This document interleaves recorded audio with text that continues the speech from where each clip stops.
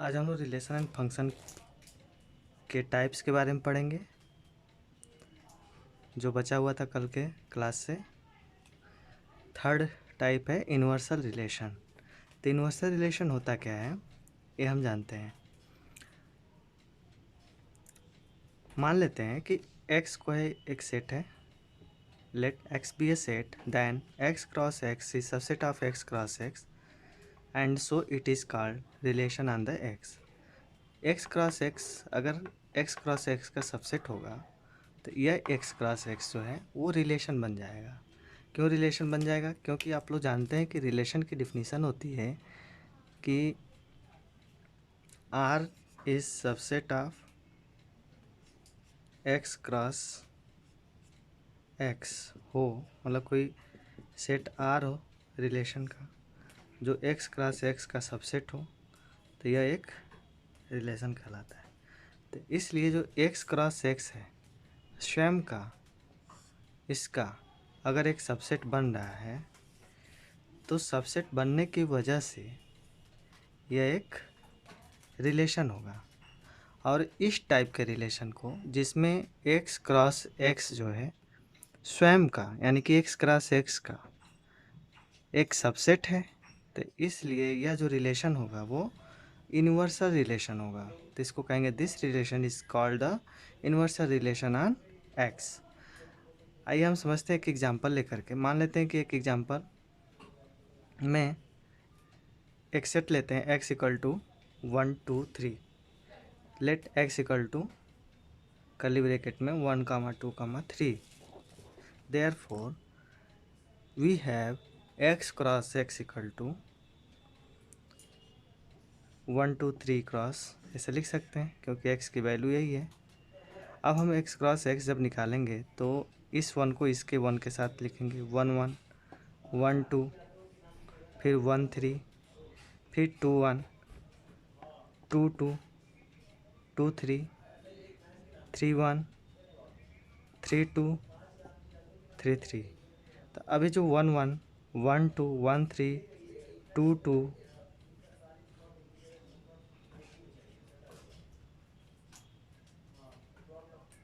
Sorry यहाँ पे 2 1 होगा, 2 1 2 2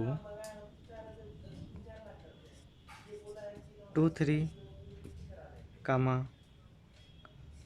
3 1 3 2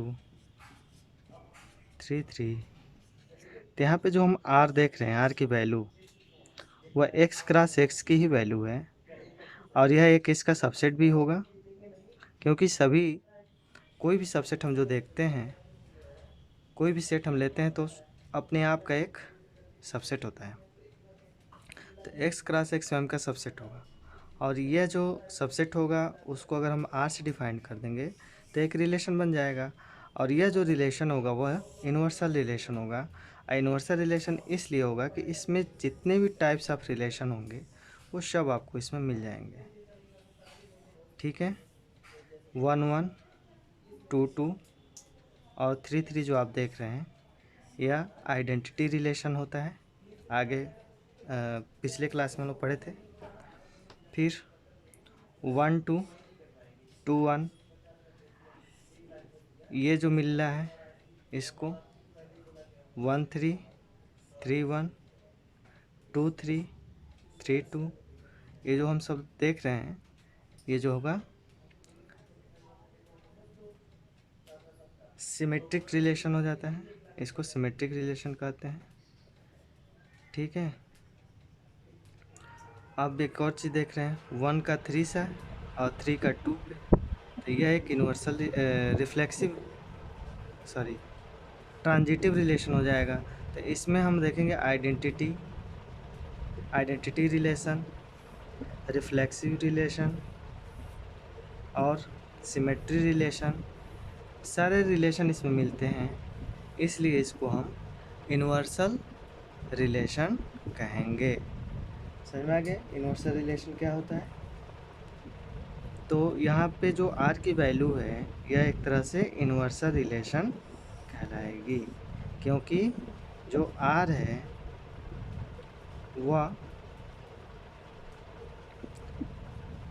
एक्स क्रॉस एक्स की वैल्यू के इक्वल है, इसलिए इसको यूनिवर्सल रिलेशन कहेंगे, क्योंकि अब इससे बड़ा कोई रिलेशन नहीं बन सकता। अब आते हैं हम लोग फोर्थ पे, fourth type of relation. Universal relation अभी हम लोग पढ़े, उसके बाद अब आते हैं फोर्थ टाइप ऑफ रिलेशन में, ये होता है रिफ्लेक्सिव रिलेशन। तो जानते हैं कि रिफ्लेक्सिव रिलेशन क्या होता है। A relation R on a set X is said to be reflexive if every element of X is related to itself।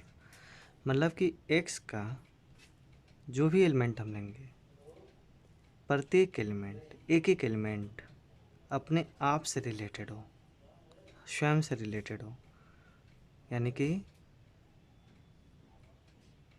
उसका इमेज अपने आप पे जाए। जैसे मान लीजिए कि अगर एलिमेंट ए लेते हैं, उसका इमेज स्वयं पे जाए, ए पे जाए, तो वह रिफ्लेक्सिव हो जाएगा। समझ में आ गया। ए का एक ऑर्डर पेयर, इसको ऑर्डर पेयर बोलते हैं।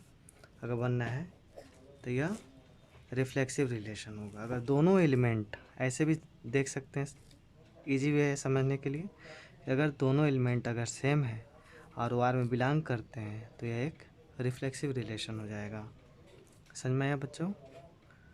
तो a relation R on a set X is said to be a reflexive if every element of X is related to itself। समझ में आया। यानी कि वो अपने आप से रिलेटेड हो।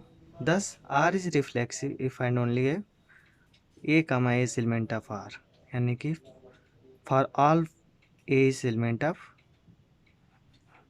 कैपिटल X,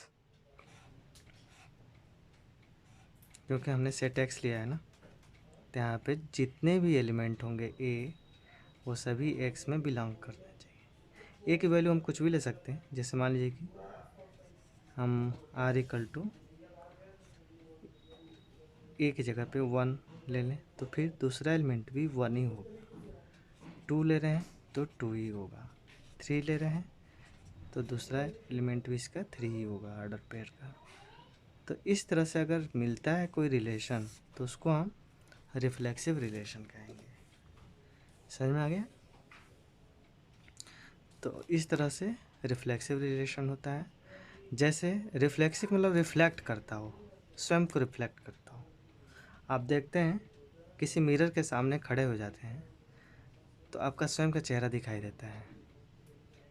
क्यों दिखाई देता है? क्योंकि आपके इमेज को रिफ्लेक्ट करता है अपनी तरफ, आपके तरफ।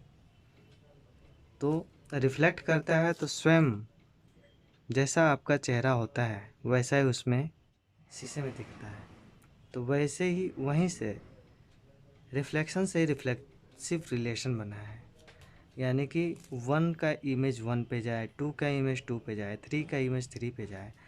तो इस तरह से जो रिलेशन हमें मिलेगा वो क्या कहलाएगा? Reflexive relation. अगर कोई रिलेशन आर है, मतलब कोई सेट है आर का, और उसमें इस तरह के एलिमेंट आपको दिखें, मिलें, तो आप समझिए कि वह सेट क्या होगा?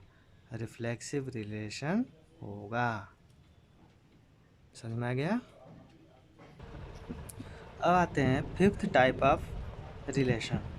तो इसमें होता है फिफ्थ टाइप में सिमेट्रिक रिलेशन। तो आज हम जानेंगे अभी कि सिमेट्रिक रिलेशन क्या होता है। सिमेट्रिक रिलेशन का मतलब ये होता है कि a relation R on a set X is said to be a symmetric relation if and only if A comma B is element of R and B comma A is also element of R for all A comma B is belonging to X। यानी कि suppose that आप कोई element X ले लीजिए, sorry कोई set X ले लीजिए, उसमें 1 2 3 ये हो, ठीक। अब इसका एक एक्स क्रॉस एक्स का सबसेट ले लेंगे आर, जिसमें मान लीजिए कि 1 1 हो, 2 2 हो, 3 3 हो,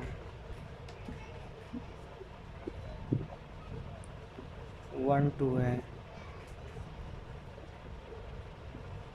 2 1 है, 2 3 है, 3 2 है,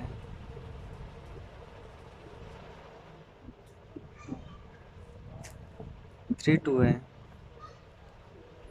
तो यहाँ पे आप देख सकते हैं कि 1 2 2 जैसे यहाँ पे ए बी और बी ए दोनों आर के एलिमेंट हैं, वैसे ही 1 2 और 2 1 ये दोनों आर के क्या हैं, सेट आर के एक एलिमेंट हैं। यहाँ पे आप देख रहे हैं फिर 2 3 और 3 2 ये भी दोनों आर के एक एलिमेंट है, क्योंकि ये जो सेट आर बन रहा है इसके ये एलिमेंट हो रहे हैं। और आप देख सकते हैं कि 1 2 2 1 जैसे ए बी और बी ए, वैसे 2 3 अगर ए की जगह पे 2 लें, बी की जगह पे 3 लें तो 2 3 होगा और बी ए की जगह पे 3 2 हो जाएगा। तो ये जो रिलेशन बनेगा ये सिमेट्रिक रिलेशन बनेगा। सिमेट्रिक रिलेशन मतलब कि जैसे मान लीजिए कि आपका हाथ है ना, 2 पंजे हैं, दोनों एक दूसरे को ढक लेते हैं, तो ये क्या हो गए, सिमेट्रिक। समझ में आ गया?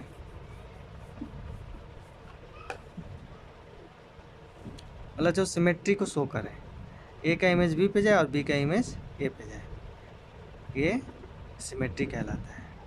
समझ में आ गया सिमेट्रिक रिलेशन?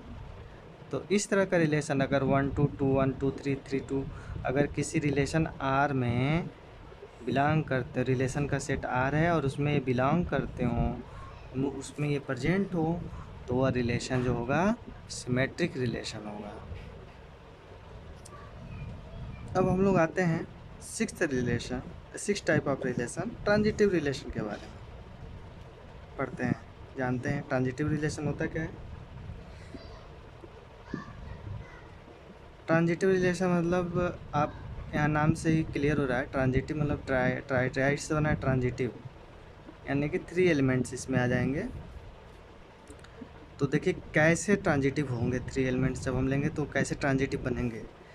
तो पहले इसकी डिफिनीशन हम देखते हैं। Let x be any set, कोई सेट ले लेंगे x, a relation R on x is set to be a transitive relation if and only if a comma b is element of R and b comma c is element of R।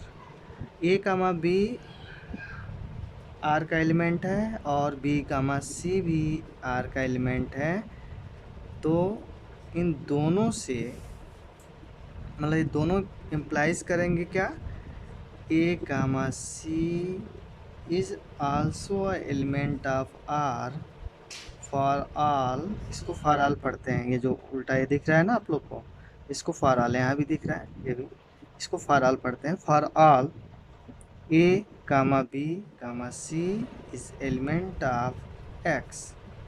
समझ में आया? यानी कि a b c x का element है और इन a b c से a b b c ordered pair जो बन रहा है, ये दोनों ऑर्डर पेयर इम्प्लाइज करें कि ए सी जो है वो भी इस रिलेशन आर का एक सेट है, एक एलिमेंट है, सेट आर का एक एलिमेंट है। यानी कि सेट आर में जो रिलेशन का सेट आर बनेगा उसमें ए बी बी सी और ए सी अगर ये तीनों एलिमेंट एक साथ मिल जाते हैं तो हम उस रिलेशन को कहेंगे कि वो ट्रांजिटिव रिलेशन है। समझ में आया? एज फॉर एग्ज़ाम्पल हम ले लेते हैं ट्रांजिटिव रिलेशन के लिए। मान लीजिए कि यहाँ पे कोई सेट x है, x इक्वल टू हम ले लेते हैं कि 1 2 3 ये है, और इससे जो रिलेशन r बन रहा है, ठीक है, तो जो रिलेशन r बन रहा है उसमें 1 1 है, 2 2 है, इससे कोई मतलब है, बहुत सारे एलिमेंट्स होते हैं ना। अब यहाँ पे मेन चीज़ है 1 2 है और 2 3 है, ठीक है। और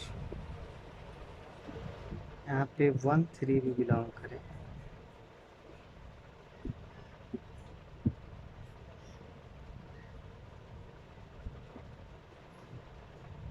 तो जैसे देख रहे हैं यहाँ पे a b belonging to R and b c belonging to R, a b और बी सी दोनों आर में है, और उसके बाद बी से बी गायब कर दीजिए तो ए और सी का इमेज बनेगा, ए का सी पे जाएगा तो ए सी। तो उस तरह से हमको क्या मिल रहा है यहाँ पे देखिए, ये तो आपका आइडेंटिटी रिलेशन हो गया, रिफ्लेक्सिव भी हो जाएगा, 1 1 2 2 3 3 मिल रहा है तो। बट हम लोग बात कर रहे हैं ट्रांजिटिव रिलेशन की, तो ट्रांजिटिव रिलेशन इसी में आपको दिखेगा जैसे कि 1 2 है, जैसे यहाँ पे ए बी है, ध्यान से देखिए ए और बी है, तो उस तरह से यहाँ पे 1 एंड 2 है, फिर बी और सी है तो 2 और 3 है, और फिर 1 और 3 भी है, तो 1 2 2 3 1 3 इसमें बिलोंग कर रहा है, किसमें, सेट आर में। तो इसलिए यह क्या हो गया, ट्रांजिटिव रिलेशन हो गया, is a transitive relation, transitive relation on R, sorry on x, जो सेट लेते हैं उसी पे आप लिखो। समझ में आ गया ट्रांजिटिव रिलेशन क्या होगा। ट्रांजिटिव कब होगा, जब 1 2 2 3 और 1 3, जैसे 1 2 2 3 और 1 3 तीनों इस सेट में बिलोंग करें एक साथ, अगर ऐसा कोई सेट मिले आर का रिलेशन का, तो उसे हम ट्रांजिटिव रिलेशन कहेंगे। अब हम लोग आते हैं इक्विवेलेंस रिलेशन पे, जो कि बहुत ज़्यादा इम्पोर्टेंट है एक्सरसाइज फर्स्ट के लिए। इस पे बहुत सारे प्रॉब्लम मिलेंगे आपको एक्सरसाइज फर्स्ट में सॉल्व करने को। तो टाइप्स ऑफ रिलेशन आज ख़त्म कर देते हैं, आज से ख़त्म हो जाता है, तो कल से जो है कि हम लोग एक्सरसाइज को सॉल्व करेंगे, ठीक है। तो सबसे पहले इसको आज ख़त्म करना ज़रूरी है। तो इक्विवेलेंस रिलेशन होता क्या है, इसे अभी हम जानते हैं। इक्विवेलेंस रिलेशन कैसे बनता है, तो जो अभी हम लोग पीछे जस्ट अभी पीछे जो 3 टाइप्स ऑफ रिलेशन के बारे में हम लोगों ने पढ़ा है,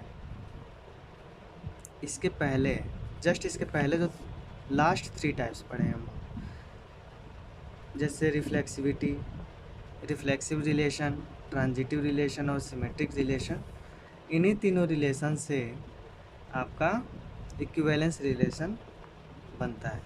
अगर कोई रिलेशन रिफ्लेक्सिव हो, सिमेट्रिक हो, ट्रांजिटिव हो, तब हम उसे इक्विवेलेंस रिलेशन कहते हैं। तो चलिए इसका डेफिनेशन हम जानते हैं। A relation R on a set X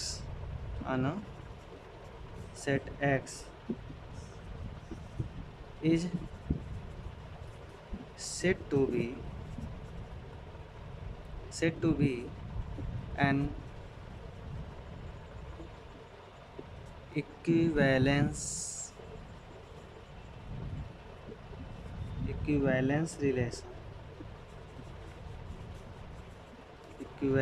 relation on the set X if and only if क्या होना चाहिए, फर्स्ट में अभी मैंने बोला आप लोग को कि रिफ्लेक्सिव होना चाहिए। क्या होना चाहिए, रिफ्लेक्सिविटी चेक करेंगे।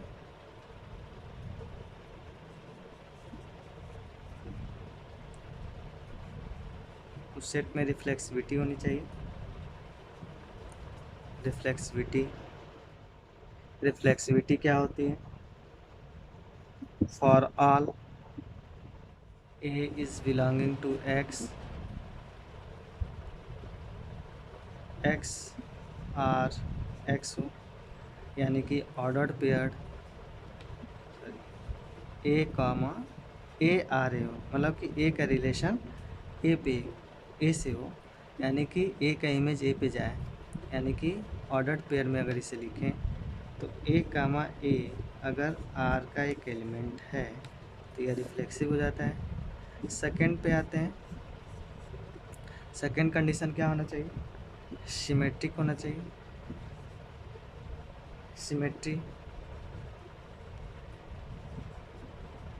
सिमेट्री होना चाहिए। तो सिमेट्री कैसे होगा?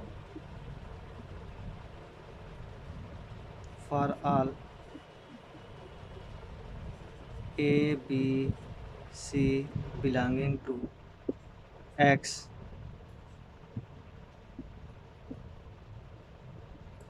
सॉरी केवल 2 एलिमेंट लेंगे ना, इसमें सिमेट्री वाला है ना, तो a b belonging to x, a B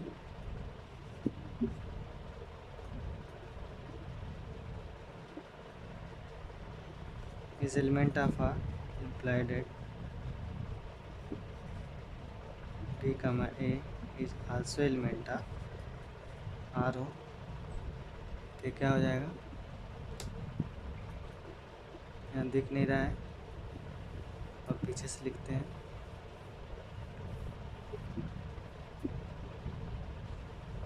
for all A comma B belonging to X,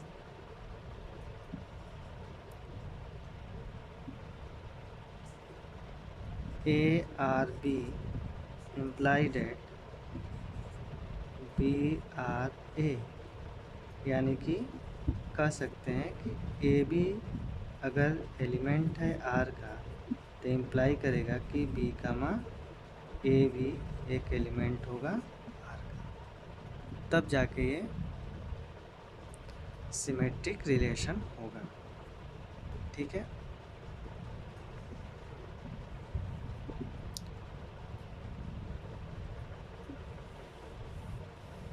अब थर्ड पे आते हैं।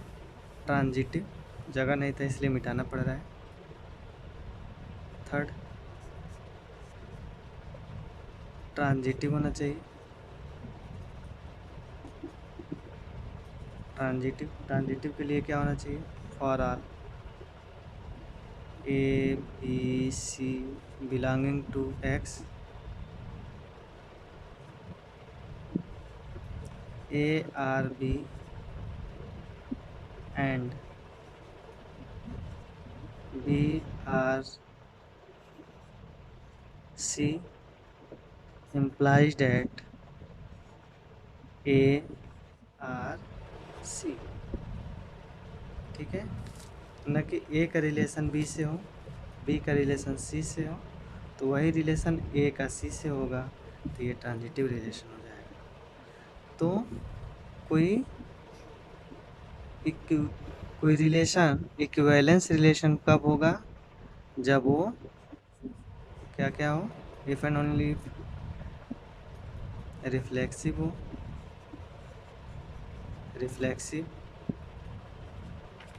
Second symmetry,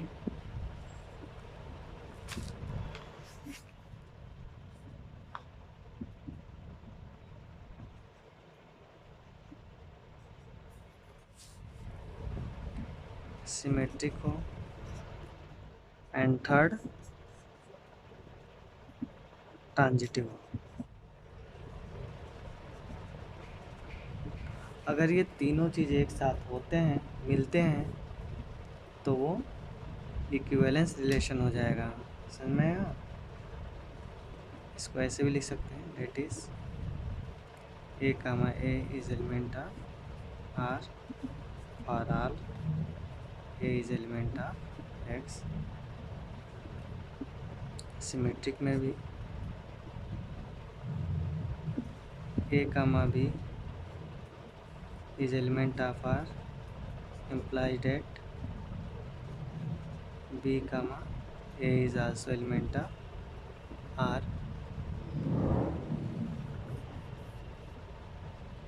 for all A comma B is element of R, and third transitive सब हम लोग पीछे अभी पढ़ चुके हैं। ट्रांजिटिव कब होगा? जब ए बी बिलोंग करे आर में एंड बी का सी बिलोंग करे आर में, और दोनों इम्प्लाइज करें, मतलब both implies to a comma c in element of R for all a b c is element of x.